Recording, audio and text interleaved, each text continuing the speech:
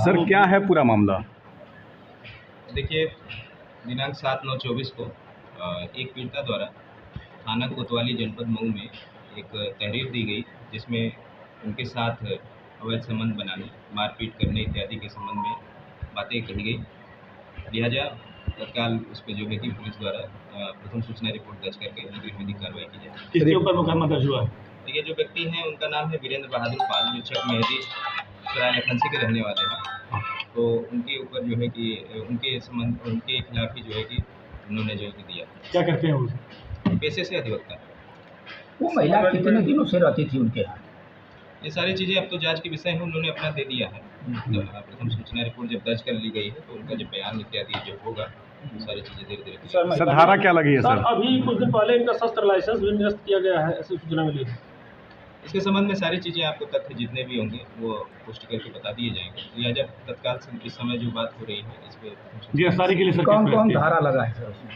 जैसा मैंने आपको बताया वो सभी सुसंगत धाराएं जो उनके तहरीर के हिसाब से हैं। मुकदमा जो FIR दर्ज किया गया है 291/24 इसमें सारी चीज़ें बढ़ी जी। इसमें जब रेप का भी मामला आ रहा है, मतलब रेप का भी मामला आ रहा है सर, तो उनमें 376 भी कायम होना चाहिए या क्या है उसमें? ये अब तक नहीं हुआ। पुरानी धारा आप बता रहे हैं।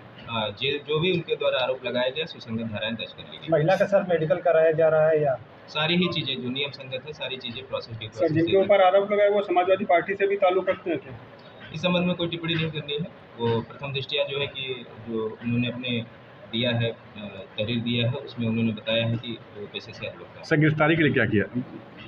हाँ, अभी जैसे जैसे इसमें जो है कि अग्रिम विवेचना चलेगी हमारी जो है कि इसमें तथ्य निकलेंगे और उसी अनुसार जो है कि किया जाएगा। सर इनके ऊपर गैंगस्टर वगैरह का भी ऐसा कुछ है कि वो में खड़ा है?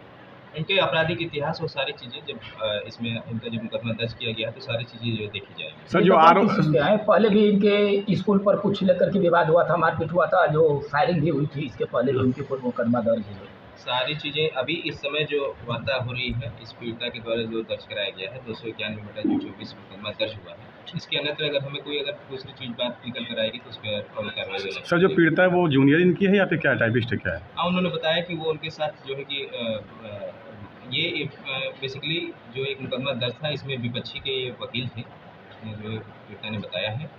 बाकी और चीज़ें जो जैसे निकल पीड़िता का गए कहना है कि कोल्ड ड्रिंक में नशा मिलाकर उसको लखनऊ ले जाकर रेप किया गया, वीडियो बनाया गया। कई सारी बातें बताई गई हैं। जो आपने बताया वो भी एक उसमें से तथ्य है कि कोल्ड ड्रिंक में नशीला पदार्थ मिलाया गया था तो उल्लेख किया गया।